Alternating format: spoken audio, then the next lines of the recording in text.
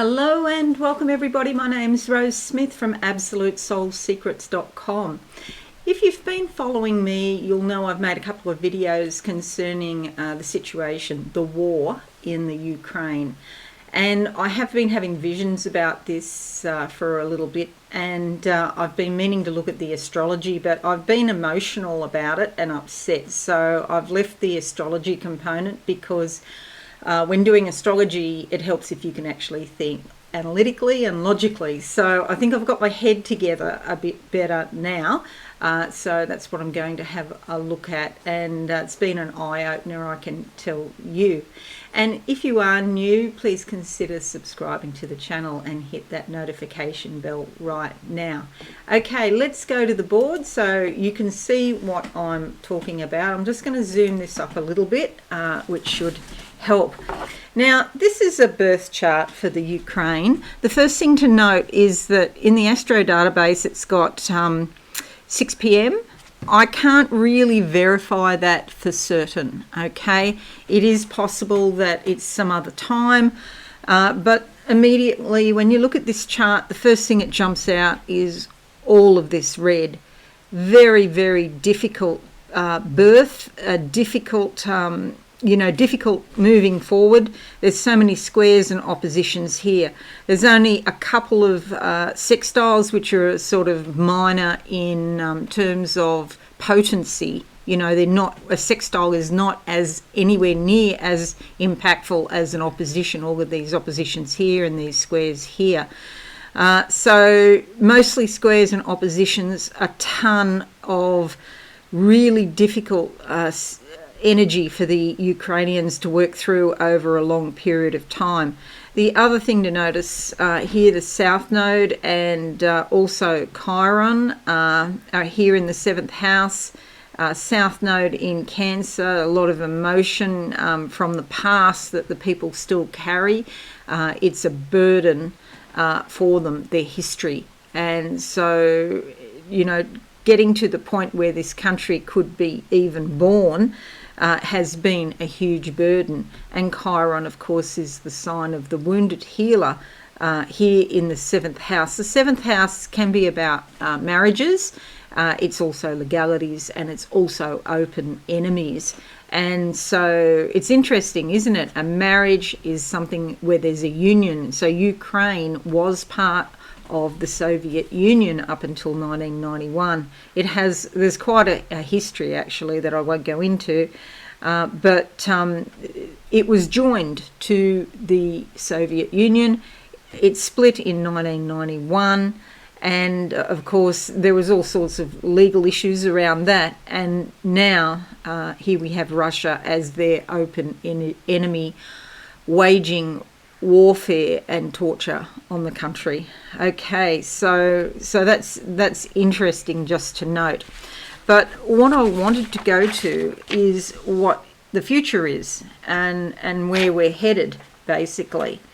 Now, I have just finished the April horoscopes if you want to check your horoscope, but something that came up a lot was this Jupiter conjunct Neptune, and so that got me thinking, because I know Jupiter and Neptune getting together only happens every roughly 13 years or so, and in Pisces only happens every 150 to 160 years basically. So I had a look back to see when Jupiter conjuncted Neptune in Pisces the last time was 1856. So then I went back and had a look. Well, what happened in 1856? Well, blow me down. There was a treaty signed between Russia, France, and a few other countries, I believe, European countries, and it was all about warfare in the Crimea and to stop the war that Russia was raging in the Crimea. Well, Crimea is really part of Ukraine, but of course Russia's taken over it in 2014. So I thought this is just history repeating itself over and over again. Every time some madman comes into power and they want more and more and more, they just want to go and get it no matter what the cost is. And you'll see here also in the third house, this is the third house of communications and ideas, and it's also the house of your neighbours.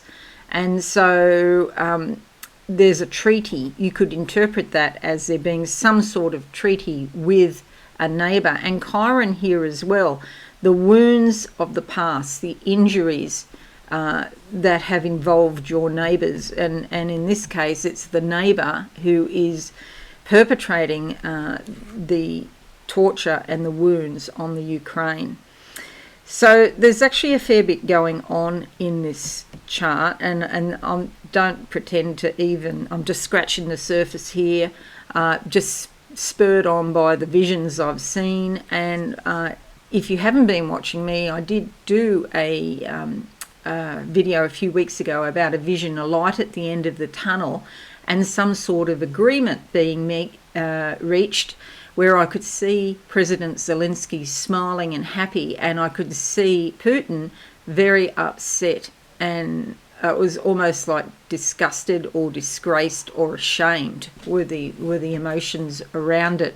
So I do believe there is some sort of treaty that will be signed, and especially with Neptune and Pluto together like this, this is a very spiritual energy, and so there might be a higher hand on Putin saying enough is enough, calm down. However, you wouldn't trust him. I just heard him the other day. I just turn off now because I know what he's saying is not true. And so what concerns me is these upcoming transits, which I'll talk about in a moment. The other thing to take note is we have Saturn conjuncting Mars, 22 degrees, 29 in Aquarius, and 22 degrees, 29 minutes in Aquarius, 23 degrees, and 2 minutes in Aquarius.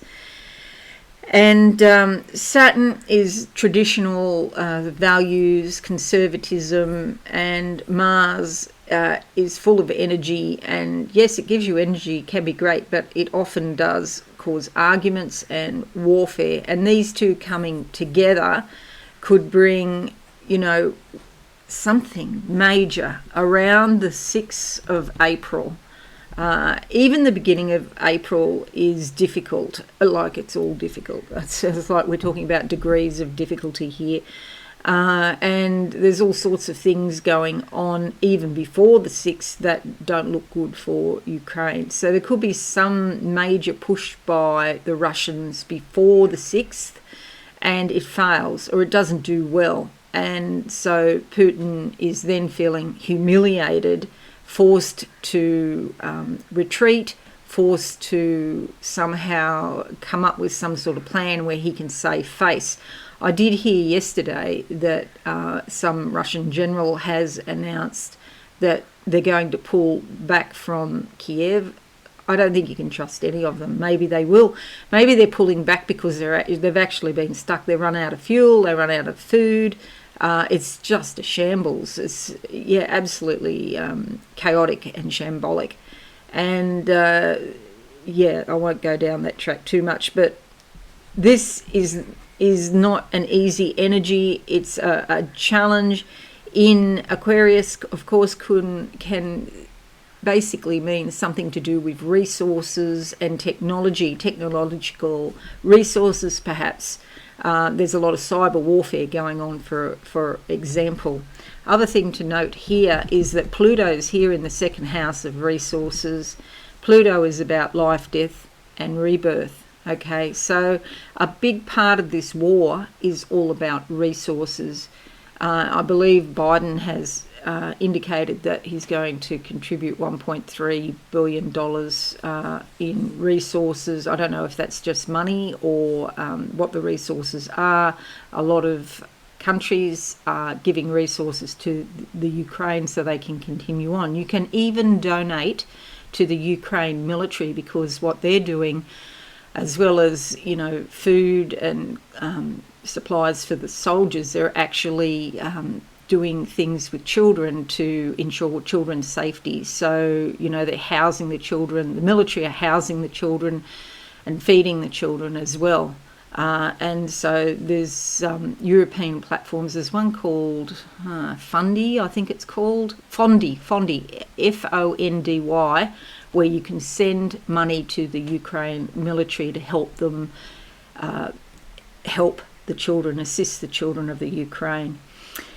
Anyway, so, this is very, very potent, and there's a lot going on here with resources. Now, the other thing to note here is the moon in Gemini is in the 6th house. And so this is like daily life and daily habits. And the moon is about protecting, nurturing, but it also brings up turbulence as well. In Gemini, it can be very communicative, very quick, very nimble to respond to situations on a daily basis, whereas a country, such as the US, it's a great big huge machine, their military. So, to get boots on the ground and do things very nimbly is far more difficult. But Ukraine are just allowing their soldiers to use their discretion, I think, and make executive judgments on their own, and they seem to be doing amazingly well at it. They seem to have that mindset, the individual soldier, of what they have to do and what the goal is and why they're doing it. And it just flashes in my mind now, and I don't know what relevance it is, but it's apparently some of the Russian fighters have been captured, the actual planes, and they've been turned over to the US. So the US is getting all that technology that they didn't know before. It's probably back here, this Saturn and Mars influence here in Aquarius. All of that technology has gone to the US. So these were quite secret technologies involved in these fighter aircraft, these fighter jets. So, that's a major problem for Russia now, that they're losing their military secrets to the US. But back to the moon here. So the moon in the 6th house of everyday life, habits, it's also work, okay? Very protective of the people and the public.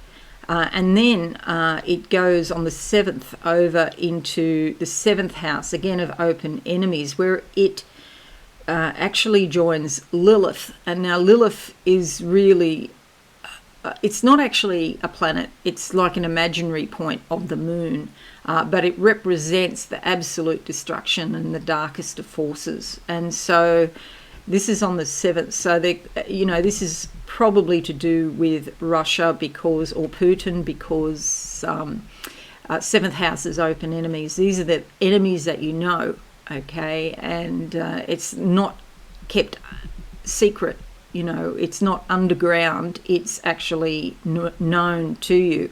And so there's something major around this time of the 7th, and then the moon goes into the 8th house on the 10th, and moon's very fast travelling. It only spends a couple of days, 2.5 to 3 days in each house basically, but 8th house is shared resources, the resources that you share with others, or others have claim on your resources in some ways. For example, like your taxes, so part of your income has to go to paying taxes. And of course here it's going to be opposite the 2nd house. So it's about the resources you share with others versus your own personal resources, the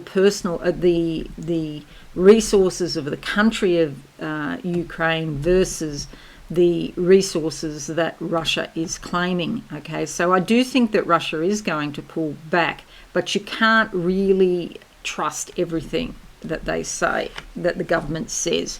Now, just to point this out, on the 17th of April, we've got Chiron squaring Neptune.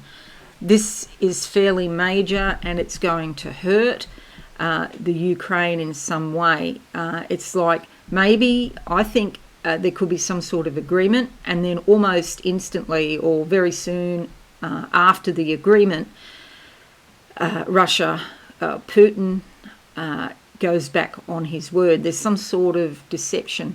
Zelensky has to be super careful that he doesn't get sucked in by false promises. And he's only relatively young. I think he's 44, that sort of age. So he's young to be, in command of a military. He's young to be the leader of a country. And he shouldn't believe what Putin tells him. And also on the 15th of April, Neptune opposition Mars. Okay, so you have the planet of spirituality, but also illusion and delusion in a very huge challenge with Mars, which is the planet of warfare and, energy. And so it's like, what I'm thinking is there's some sort of agreement, and then there's some deception after that agreement. I think this is still going to go on. We're not out of the woods yet, even when an agreement is reached. And I'm going back to my vision I had weeks ago with the agreement being reached and Zelensky smiling and very happy, and Putin being absolutely humiliated. And because he does feel humiliated, he doesn't feel like he's had a win. He's looking at ways where he can win. How does he manufacture a situation where he can look like he's winning, because he's failed? Having said all of that, it's super important that we calm down, we all breathe, and that we pray for peace. We don't want to feed the angry energy that is fueling Putin, because it's all up there in the ether, you see, and it's all sort of mixing around in the ether. And it's very easy, because I feel myself getting emotional just talking about it. It's very easy to get very angry about the injustice of it all.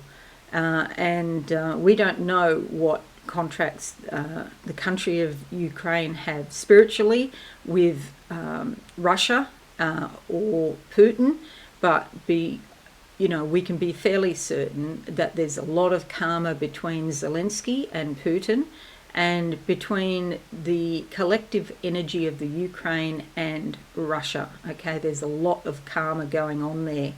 And so it's best that we don't feed it. So try to stay calm. I'm not very good at it. Try to stay calm and think of peaceful thoughts, and send love and peace to both Russia and Ukraine and all of the people there, because they're all being hurt. Nobody comes out of this a positive way. The only silver lining is that for the all time, Zelensky will be known as a hero, and we will see the Ukraine people in a different light, being truly brave and courageous under the most difficult of circumstances. Please pray for both sides to have lasting peace between them. God bless Ukraine. Okay, thank you one and all, and I send you many blessings. If you're new, please think about subscribing to the channel and hit that notification bell too.